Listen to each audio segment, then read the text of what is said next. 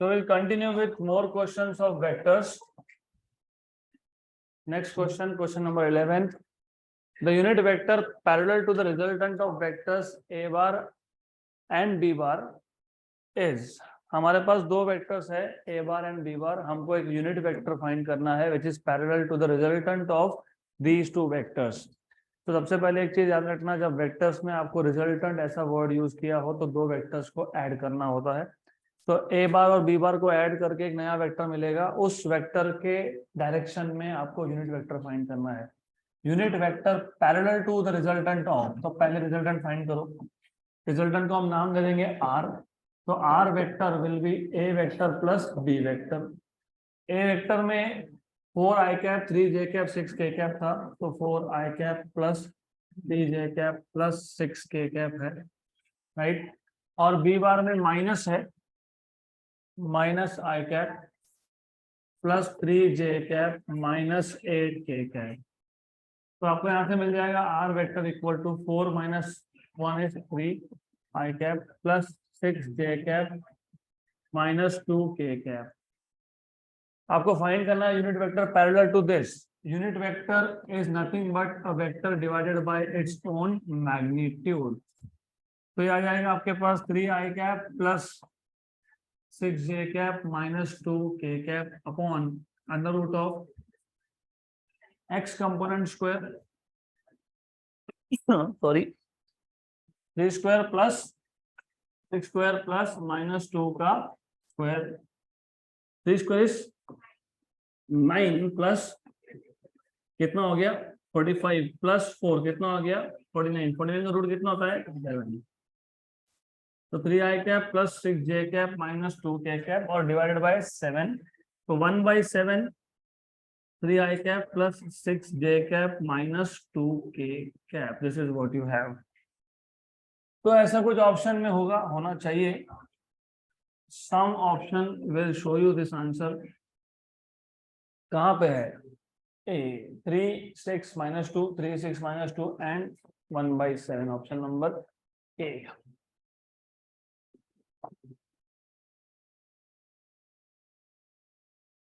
Next question.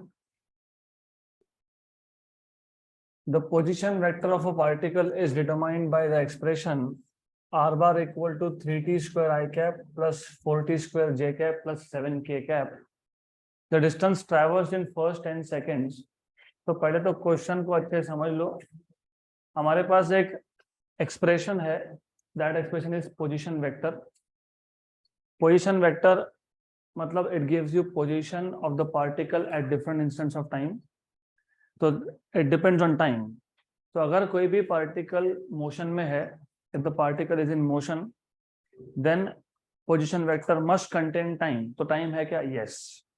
अगर यहाँ पे टाइम नहीं होता, टी होता ही नहीं, 3 i cap plus 4 j cap plus 7 k cap, इसका मतलब ये था कि पार्टिकल रिमेन्स एट रेस्ट. तो point number one you should no, position vector में अगर टाइम है तो definitely the particle is moving, and if the particle is moving तो डिस्प्लेसमेंट और डिस्टेंस आप कैलकुलेट कर सकते हो. कैसे करते हो वो देखेंगे. और एक इंपॉर्टेंट वर्ड यहाँ पे यूज किया है, फर्स्ट 10 सेकेंड्स.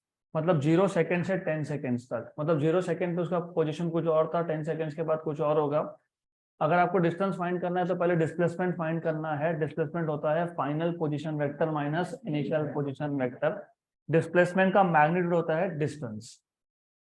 तो ओवरऑल आपको ये पूरा प्रोसेस पता होना चाहिए that if you want to find out distance, you first have to find out displacement. Displacement is final position minus initial position vector of course. और हमारे पास general form of position vector दिया है, that is equal to 3t square i cap 3t square i cap plus 4t square j cap and plus 7k cap. तो initially मतलब at time t equal to 0, particle का जो भी position में होगा उसको क्या बोलेंगे? r1, that is initial position vector. तो ये 0 आ गया, ये भी 0 आ गया, फिर क्या आएगा? 7k cap. मतलब अब हमको इसकी रिक्वायरमेंट तो नहीं है, लेकिन क्योंकि हम कर ही रहे हैं सॉल्व, तो थोड़ा सा समझते भी जाओ इस चीज को. इनिशियल पोजीशन में सिर्फ के कैप आया, मतलब particle is on the Z axis. Number 2, position vector में के कैप के साथ टाइम नहीं है, मतलब पार्टिकल जब मूव होगा तो उसका जेड कंपोनेंट चेंज नहीं होगा, उसका कंपोनेंट कौन सा चेंज होगा, X and Y. Some extra information that you should know. वैसे ही आपको फाइनल पोजीशन वेक्टर भी फाइंड करना पड़ेगा, और फाइनल पोजीशन वेक्टर मतलब 10 सेकेंड्स के बाद, क्योंकि क्वेश्चन में पूछा है what is the distance traverse in first 10 seconds. तो अगर आप t की वैल्यू 10 डालते हो तो r2 what will B r2, 3 into 10 का square i cap plus 4 into 10 square j cap plus 7k cap, right, correct. तो delta r is final vector minus initial vector, final position vector minus initial position vector. Final position vector क्या है, 3 into 10 square I cap plus 4 into 10 square J cap plus 7k cap, और minus initial क्या है, 7k cap. 7k cap हो गया cancel. तो मैंने वही आपको बताया था कि डिस्प्लेसमेंट जो है वो XY प्लेन में है, उसका z कंपोनेंट हमेशा सेम रहेगा, राइट। तो ये आपको मिल जाएगा। अभी इसको 300 आई कैप प्लस 400 जे कैप लिखने की जगह पे आप क्या कर सकते हो, डायरेक्टली इसका मैग्नीट्यूड फाइंड करना, किसी भी वेक्टर का magnitude under root of X component square plus Z component square. लेकिन हमारे पास जो डिस्प्लेसमेंट वेक्टर है उसमें जेड कंपोनेंट नहीं है, तो we will just find out magnitude of this. कैसे फाइंड करोगे, सिंपल, अभी आपने बताया, बताओ वापस बताओ।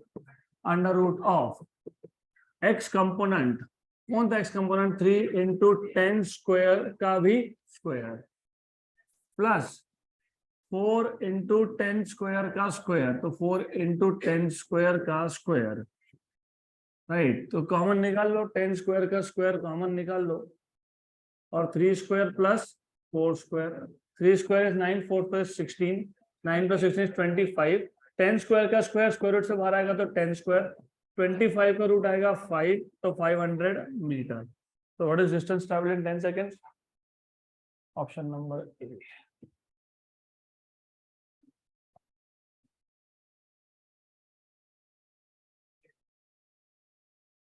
Next question, the angle between two vectors a bar and b bar will be, कभी भी एंगल फाइंड करना हो तो dot product, always use dot product if they are asking you angle. और रिमेंबर डॉट प्रोडक्ट का definition पता होना चाहिए, A bar dot B bar equal to A B cos theta. तो कॉस थीटा आपके पास आ जाएगा A bar dot B bar upon A B, where A is magnitude of vector A and B is magnitude of vector B.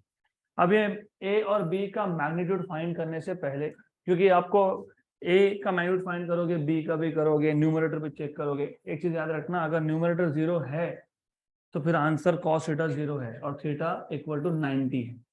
If the numerator goes to 0, cos theta 0 मतलब theta equal to 90। तो सबसे पहले ए बार और B बार check कर लो, अगर ये non zero आया तब ए और बी कैलकुलेट करो। टाइम सेव करना आपको सीखना पड़ेगा। और ए बार और बी बार कैसा होता है पता है, A X B X plus A Y B Y plus A Z B Z. तो A X B X plus A Y B Y plus A Z B Z, this is what you have. और बहुत simple है, ये 3 4 5 है, ये 3 4 minus 5 है। A x कितना है 3, बी एक्स कितना है 3, ए वाई कितना है 4, बी वाई कितना है 4, ए जेड कितना है 5, बी जेड कितना है -5। 3 into 3, 4 into 4, 25 माइनस 25 कितना। तो जब न्यूमरेटर ही 0 आ गया तो फिर cos थीटा आ गया 0। so therefore cos of theta equal to 0, therefore theta equal to 90, मतलब both vectors are perpendicular to each other। इसी को सम क्वेश्चंस में ऑप्शन परपेंडिकुलर नहीं देते, 90 डिग्री में नहीं लिखते, ऑर्थोगोनल बोलते हैं। क्या बोलते हैं, हाँ, तो ऑर्थोगोनल मतलब 90 डिग्री पे है।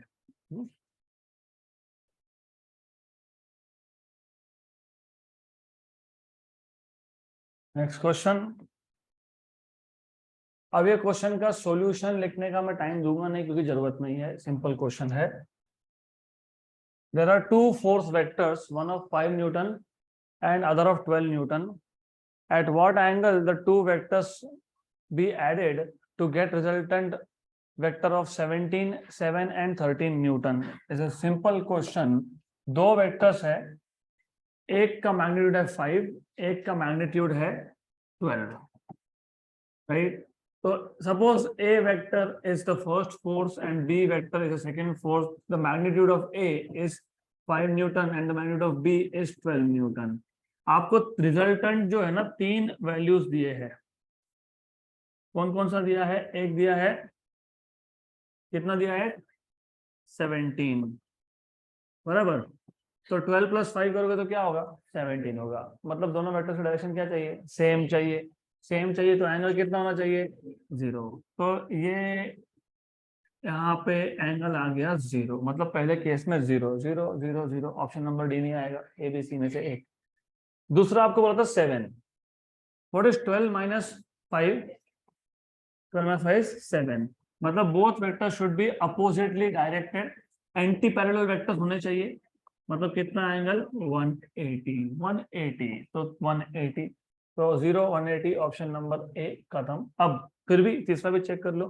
कितना रिजल्ट है तीसरा? 13. 13, very good. You know 13 under root of A square plus B square. जब आप under root of A square plus B square लिखते हो, मतलब ए और B are perpendicular to each other. तो under root of A square मतलब 5 square plus 12 square, मतलब root of 169, मतलब कितना? 13. तो 13 ये कब पॉसिबल होगा? If and only if theta equal to 90 degree. तो आगे option number A. Done. So as I told you that there is no need to write answer of this. वो simple है. 5 + 12 17, direction is same. 12 - 5 7, direction is opposite. 5 square plus 12 square का root, that is 13, direction is normal. Normal मतलब perpendicular. So there is no point of writing down the solution of this question. We will move ahead directly. ऐसे questions आप लोगों को सिर्फ थोड़ा use to करने के लिए होता है कि डायरेक्शंस के साथ now you have to be comfortable. पढ़ के समझ में आना चाहिए कौन सा वेक्टर हाइपोटेन्यूज है. तो कौन सा हाइपोटेन्यूज है ही नहीं, दो ही वेक्टर्स है. कहाँ से हाइपोटेन्यूज आया? ट्राइंगल बना के ये. हाँ, तो ये याद रखना. एक आगे ट्राइंगल का क्वेश्चन आएगा, उसमें 3 वेक्टर्स लगेंगे. यहाँ पे कितने वेक्टर्स है? 2 है. अगला question. If A bar is 4 i cap minus 3 j cap and b bar is 6 i cap plus 8 j cap, then magnitude and direction of a bar plus b bar is. Again a very simple question. Magnitude and direction of a bar plus b bar. तो पहले तो आप a bar plus b bar find कर लो. इसको बोल देंगे r bar. This is resultant. Simple. a bar 4 i cap और ये 6, तो कितना आ गया? 10 i cap minus 3 plus 8 5. इसका मैग्नीट्यूड फाइंड करने के लिए क्या करोगे? Under root of x component square plus 100 plus 25, मतलब कितना? 125. 125 मतलब 25 into 5, मतलब 5√5. तो 5√5. 5√5 तो आ गया. फिर भी डायरेक्शन भी मैंने आपको बताया था कि जब भी डायरेक्शन हो तो tan थीटा, और tan थीटा हमेशा होता है y component upon x component. y component कौन है? 5. x कंपोनेंट कौन है? 10. How much is this? तो what will be theta? tan inverse of 1/2. तो option number B, theta is tan inverse of 1/2.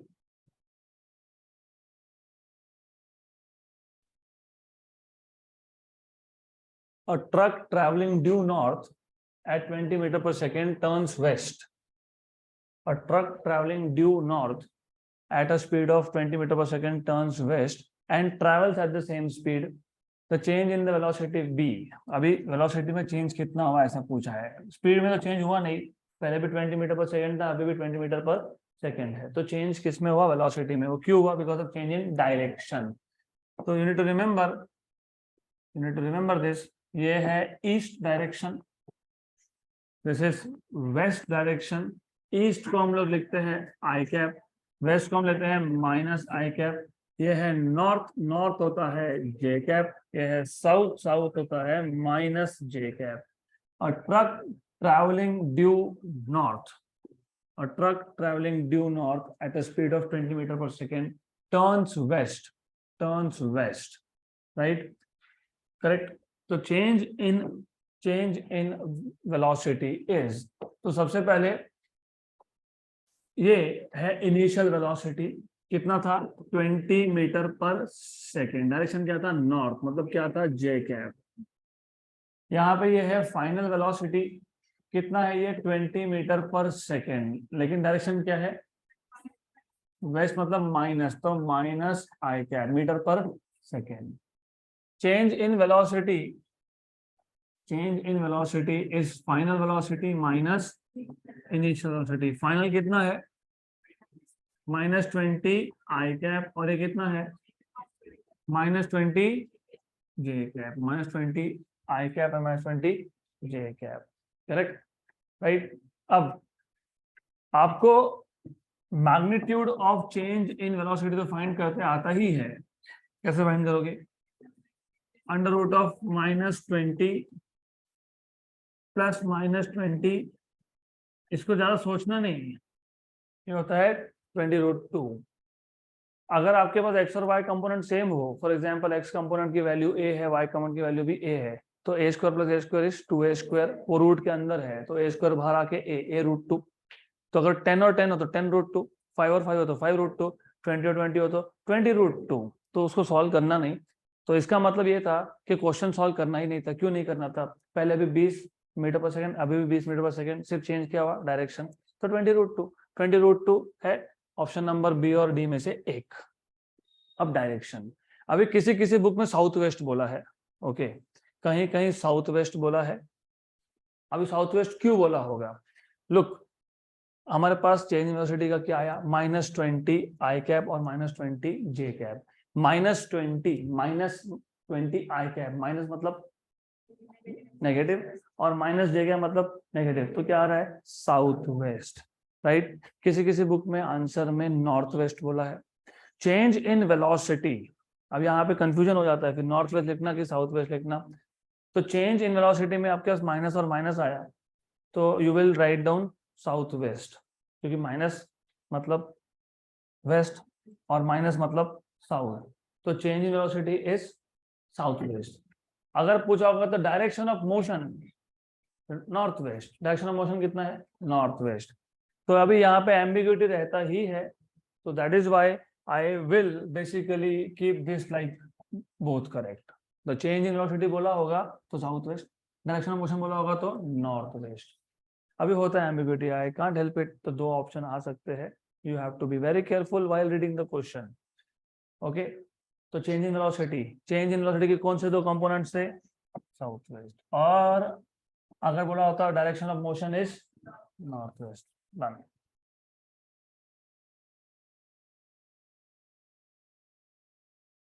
Next question.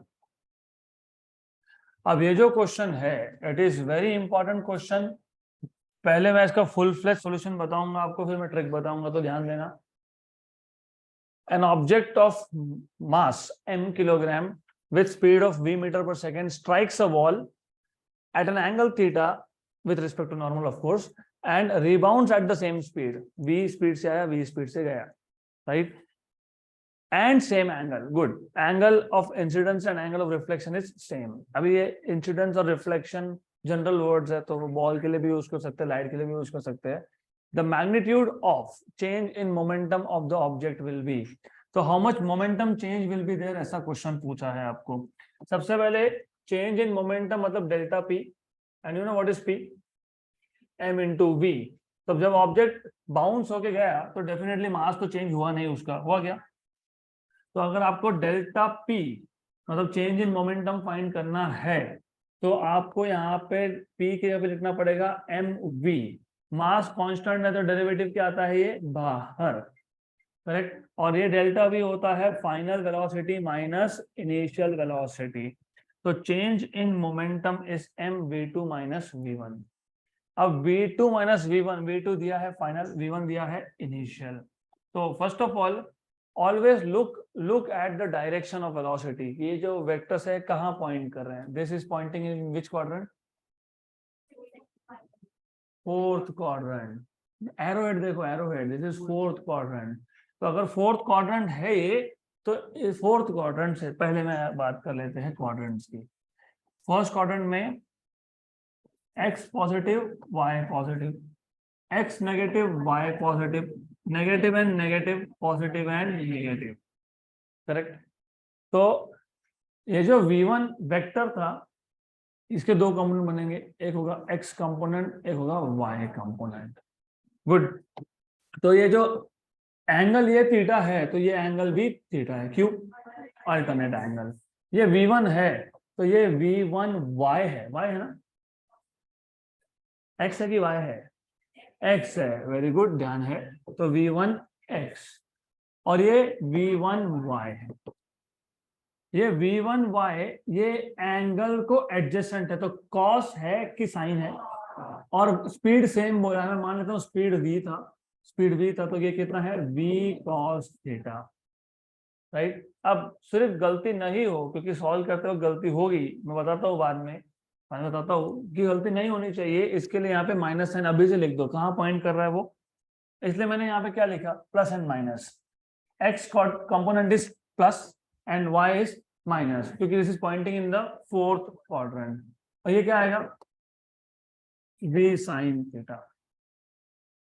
अभी ऐसा समझ लो, बाद में मैं इतना भी नहीं करने दूंगा, डायरेक्टली आंसर चाहिए। तो ऐसा वेलोसिटी आया, कंपोनेंट वाइज इमेजिन करना पड़ेगा, और बाउंस होने के बाद यहाँ पे ये फर्स्ट क्वाड्रेंट में पॉइंट कर रहा है, तो कंपोनेंट्स दोनों हो जाएंगे पॉजिटिव एंड पॉजिटिव। ये थीटा तो ये भी थीटा। अब करस्पॉन्डिंग एंगल थ्योरम है, यहाँ पे अल्टरनेट एंगल थ्योरम था। This is v2x, this is v2y, v2y is v cos theta and v2x is v sin theta, correct.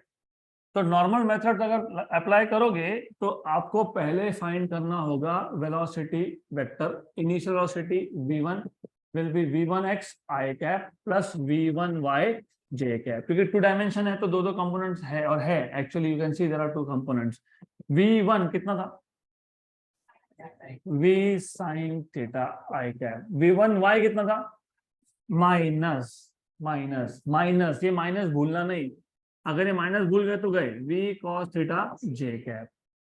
Similarly v2 vector क्या था, v2x i cap plus v2y j cap. ये जो v2x है ये v cos नहीं है, sign है, sign है, राइट। i कैप प्लस ये कितना है, v cos theta j cap, तो ये आ गया v2 बार। हमको चाहिए था v2 बार माइनस v1 बार, क्योंकि हमको चाहिए delta p which is m delta v। तो पहले डेल्टा v फाइंड करो, what is delta v, v2 bar minus v1 bar, v2 v sin theta i cap plus v cos theta j cap minus v1 is v sin theta i cap minus minus plus कितना, v cos theta j cap. तो v sin v cos 2v cos theta, ये क्या आ गया, delta v, और तो delta p क्या होगा, m into delta v, delta v है तो v cos थीटा, तो 2v cos theta j cap. अगर सिर्फ मैग्नीट्यूड बोलोगे तो 2mv cos theta, 2mv cos theta, 2mv cos theta, option number 8। Good. अब of course I don't want you to do all this, सिर्फ अभी के लिए for the first time I will allow you to write this solution, but next time I don't want you to do this, क्योंकि बहुत लंबा हो गया, इतना नहीं करना होता है, ये क्वेश्चन ओरली सॉल्व होता है, और ये क्वेश्चन समझ में आया तो बाकी क्वेश्चंस इससे रिलेटेड भी ओरली सॉल्व होते हैं। देखो ध्यान कहाँ देना है, सबसे पहले लुक, मैं वापस से कंपोनेंट्स ड्रॉ करता हूँ, forget about all this. Directions of velocity. Fourth quadrant, first quadrant. Fourth quadrant मतलब you know plus and minus, plus and plus.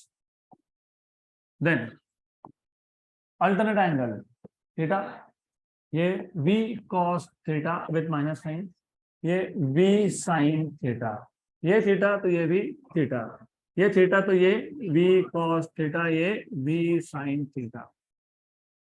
तो इनिशियल और फाइनल में एक चीज है जो चेंज नहीं हुआ। कौन चेंज नहीं हुआ? v sin theta. तो जो चेंज नहीं हुआ वो चेंज में कहां से आएगा? आएगा ही नहीं, वो सब्ट्रैक्ट हो जाएगा। If something is not changing, it's not changing. They are asking you what is change in momentum. Change in momentum depends on change in velocity. Velocity के दो कंपोनेंट्स में से एक तो चेंज ही नहीं हुआ, तो उसको कंसीडर करना ही क्यों तुमको? छोड़ दो उसको। तो जस्ट लीव दिस बिहाइंड, हमको इससे कोई मतलब नहीं है, इट विल नॉट कंट्रीब्यूट, भूल जाओ। तो अभी एक एक ही आपको सोचना है। अभी आप क्या करते हो? आप करते हो delta we final minus initial. Final कौन है? v cos theta minus initial कौन है? Minus v cos theta. मैंने इसलिए बोला कि अगर तुमने माइनस नहीं लिखा तो तुम गए, तुमको आंसर सी मिलेगा, राइट। तो कंपोनेंट के टाइम ही आपका ध्यान होना चाहिए, राइट। गुड। तो कितना हो गया? 2v cos theta. ये डेल्टा v है, तुमसे पूछा क्या था? डेल्टा v क्या होता है? m delta v। हो गया 2mv cos थीटा, राइट। अब ऐसा ही बाकी क्वेश्चन भी आते हैं। अभी कैसा, ये हॉरिजॉन्टल वॉल दिया है, बोल देंगे वर्टिकल वॉल है, ठीक है, वर्टिकल वॉल है, this is vertical wall. Then you have some object which is coming, it is incident on this wall and then it bounce back with same velocity। ये same velocity होना चाहिए, same speed होना चाहिए, sorry not velocity but speed। तो speed same होना चाहिए, angle भी same होना चाहिए। तो मान लो ये एंगल थीटा है, करेक्ट। तो यहां से वेलोसिटी का डायरेक्शन ऐसा था, रिफ्लेक्शन के बाद गया फोर्थ क्वाड्रेंट, थर्ड क्वाड्रेंट। अब जब कंपोनेंट्स करोगे, थर्ड क्वाड्रेंट, फोर्थ क्वाड्रेंट पता होना चाहिए, positive and negative, negative and negative and negative, correct, clear, पक्का। ये थीटा तो ये थीटा, ये थीटा आएगा ना, ये थीटा तो ये v cos थीटा और ये v sin थीटा, माइनस ये माइनस v sin थीटा और ये माइनस v cos थीटा। अब सिर्फ एक चीज आपको और एक चीज ध्यान देनी है, कभी कभी जानबूझ के यहाँ पे थीटा नहीं दिखाते, थीटा यहाँ दिखाते। अगर ये थीटा दिखा दिया तो ये थीटा बनेगा, तो ये कॉस आएगा और वो साइन होगा। तो कुछ क्वेश्चन में इंटेंशनली ऐसा करते हैं, because you are always in a mindset कि हमेशा angle with respect to normal होता है, क्योंकि आपने ऑप्टिक्स में भी तो वही देखा, angle is always measured with respect to normal. तो हमेशा ऐसा नहीं है, you have to pay attention. Angle with respect to surface है कि विद रिस्पेक्ट टू नॉर्मल है? अगर विद रिस्पेक्ट टू सरफेस है तो ये 90 माइनस थीटा एंगल आएगा, राइट। गुड। अब कौन चेंज नहीं हुआ? तो कौन चेंज हुआ? जो चेंज हो रहा है ना उसका 2 लगा देना, खत्म। कौन चेंज हो रहा है? v cos थीटा, उसके आगे 2 लगा दो, हो गया। और अगर आपको मोमेंटम में चेंज फाइंड करना है, 2mv cos थीटा। तो this are the tricks that you should be using. अब इसी को अगर मॉडिफाई करके यहाँ पे एंगल थीटा लिखते तो 2mv sin थीटा आंसर आएगा, clear, good. Next question. Two forces, each of magnitude F, have a resultant of the same magnitude F.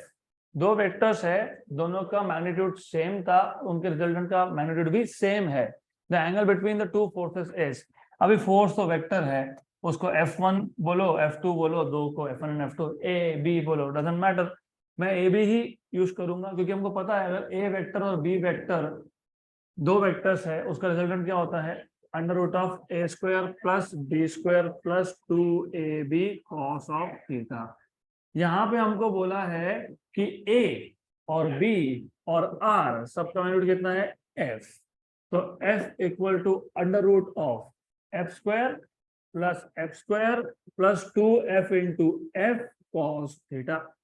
तो f equal to under root of 2f square, f square plus f square is 2f square plus 2f square cos theta. 2f square निकाल लो common, f equal to under root of 2f square आ गया common, 1 plus cos theta, f square root के बाहर F नहीं F square सिर्फ, तो 2 into 1 plus cos theta is still inside. F and F हो गया कैंसल, तो कैंसल एंड कैंसल, तो 1 equal to under root of 2 into 1 plus cos theta, squaring on both sides, 1 square is 1, right, root और square root हो गया cancel, तो 1 equal to 2 into 1 plus cos theta, then 2 को shift कर लो, 1/2 equal to 1 plus cos theta, तो cos theta equal to half minus 1, that is, और minus half value होती है 120 डिग्री पे, ऑप्शन नंबर बी खत्म।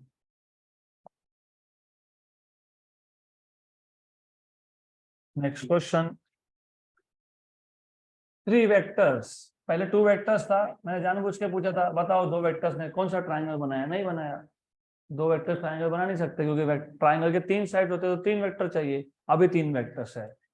The 3 vectors a bar equal to 3 i cap minus 2 j cap plus k cap, तो यहीं के यहीं पे मैग्नीट्यूड ओरली दिमाग में होना चाहिए, 3 square plus 2 square plus 1 square root of 14, 3 square 9, 2 square 4, 9 plus 4 13 plus 1, 3 square 4 2 square और 1 square, 9 4 and 1 under root of 14, under root of 14, root of 35, 1 square is 1, 3 square is 9, 9 plus 1 10, 5 plus 25 कितना, और root of 21, 2 square is 4, 4 plus 1 is 5, 5 और 16, root of 21। ये 3 vector मिला के क्या बनाएंगे, equilateral triangle, isosceles triangle, right angle triangle, no triangle. अब right angle triangle का एक प्रॉपर्टी होता है hypotenuse square equal to sum of side square, यहाँ पे सबसे बड़ा नंबर कौन है 35, तो वो हाइपोटेन्यूज बन सकता है equal to A square plus B square, अगर ऐसा आ गया सी स्क्वायर, ठीक है, अगर ऐसा आ गया तो राइट एंगल ट्राइंगल है, अगर ये इक्वल नहीं आया तो राइट एंगल ट्राइंगल नहीं है। तो सबसे पहला काम ऐसे केसेस में चेक करना कि राइट एंगल ट्राइंगल बनता है कि नहीं, क्योंकि सबसे सिंपल यही है। What is B square, correct, तो बी स्क्वायर नहीं, स्क्वायर नहीं, बी रूट 35 था तो बी स्क्वायर 35 है, बराबर है A square plus C square, what is A square 14, what is C square 14 plus 21 कितना 35, तो कंडीशन सेटिस्फाइड, तो राइट एंगल ट्राइंगल बन गया, यस। अगर नहीं बनता तो फिर चेक करना पड़ता इक्विलैटरल है क्या। अभी इक्विलैटरल ट्राइंगल मतलब 3 एंगल्स ऑल साइड सेम तो है, वो नहीं हो सकता क्योंकि यहाँ पे तो है ही नहीं ऑल साइड सेम, है क्या, नहीं है ना। और एक चीज है, तीनों एंगल भी 60 60 60, तो फिर आपको ए और बी वेक्टर में, ए और सी वेक्टर में, बी और सी वेक्टर में एंगल चेक करना पड़ता।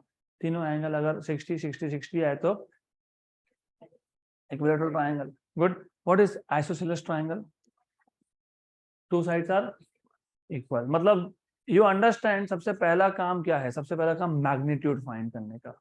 यहाँ पे देख के ही समझ में आ गया था कि तीनों मैग्नीट्यूड सेम नहीं है, 2 भी सेम नहीं है, मतलब ना इक्विलैटरल होगा ना आइसोसेलेस होगा, तो बचा कौन। फिर उसमें क्या चेक करोगे, hypotenuse square is equal to sum of sides पर आता है तो राइट एंगल, नहीं आता है तो नो ट्राइंगल, तो खत्म, done. So that's it for today.